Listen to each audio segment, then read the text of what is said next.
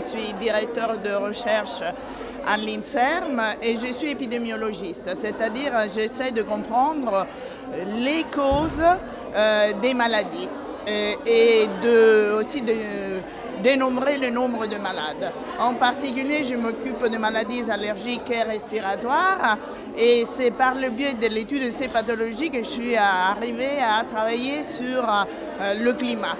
Car en fait, on n'arrive pas à expliquer l'augmentation de ces pathologies de façon globale, disons, et le climat, c'est un des facteurs qui joue un rôle dans l'augmentation de ces pathologies.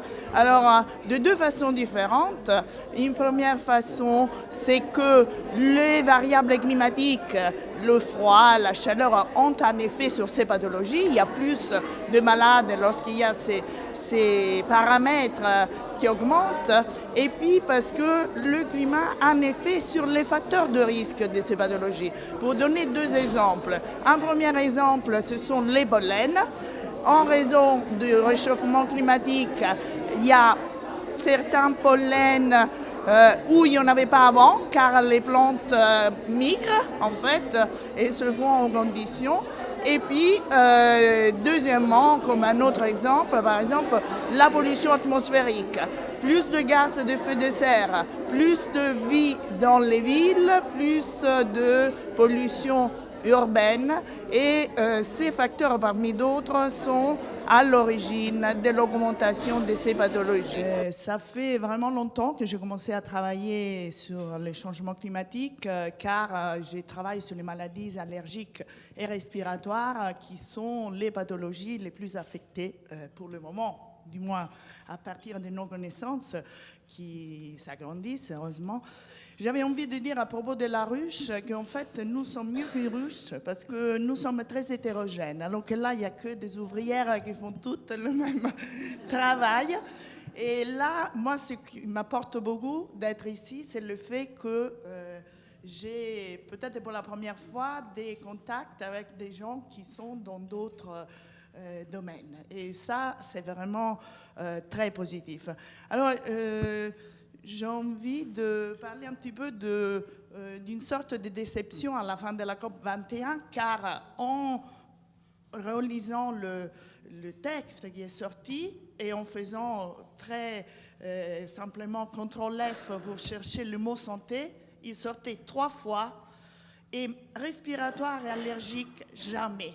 Alors, je pense que c'est important d'insister sur la santé. Alors, c'était une des raisons pour aller vers les choix qui sont faits, mais je trouve que si on pense au coût direct, indirect, moi, cette année, j'ai fourni des données sur les coûts associés à la pollution pour 2012. Ici en France, 2 milliards, donc ça c'est très important. Alors donc, moi j'étais aussi à la journée avec l'OMS, et l'OMS maintenant a cette politique des polluants à court terme. Oui, on va agir sur le long terme, mais oui, COP 21. Et moi, dans mon pays, pour l'instant, dans le court terme, c'est ça que je préconise. Donc voilà, j'ai une sorte de recommandation. J'espère que la COP 22 mettra plus en avant la santé, parce que je viens de la santé en fait. Pour faire un exemple, bon, l'OMS dit qu'il y aura un individu sur 2 en 2050 qui sera allergique, par exemple. Donc vous voyez, c'est grave parce que les gens sont malades, parce que ça coûte à la société et parce que certaines allergies elles sont vraiment très très graves et peuvent même être malheureusement associées à des décès prématurés.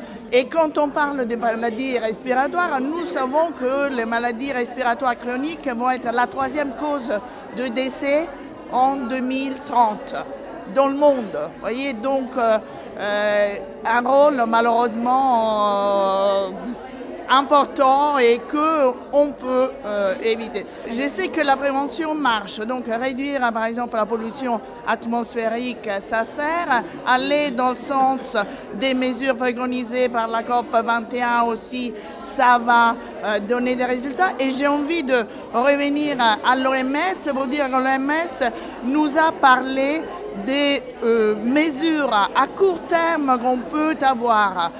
Les gaz à effet de serre, c'est un processus très long. Nous pouvons agir dès maintenant sur les polluants à vie courte. Les polluants à vie courte, ce sont ceux qu'on produit dans les villes et c'est aussi le méthane qui est associé à l'agriculture et aux troupeaux de vaches. Donc sans aller vers des changements qui requièrent des siècles, nous pouvons déjà agir dès maintenant.